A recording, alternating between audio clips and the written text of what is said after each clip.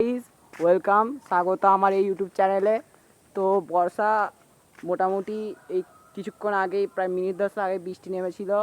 আমরা এখন এই প্রাকৃতিক অনুকূল পরিবেশ দিয়ে যাতায়াত করছি। আমরা এখন এগোচ্ছি জ্ঞানেশ্বর আশ্রমের দিকে। তো গাইস এরম প্রতিদিন একটা করে ব্লগ আসবে। এরম ওয়েদার নিশ্চয়ই সবারই ভালো লাগে।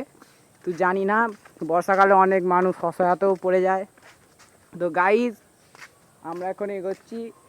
দেখুন, আপনাকে একটু ঘুরিয়ে দেখে দিই। এখানে অনেক পাখি পক্ষী বাসাও হয়ে আছে। মোটামুটি যাদের সেসব ইচ্ছা করে যেতে পারো।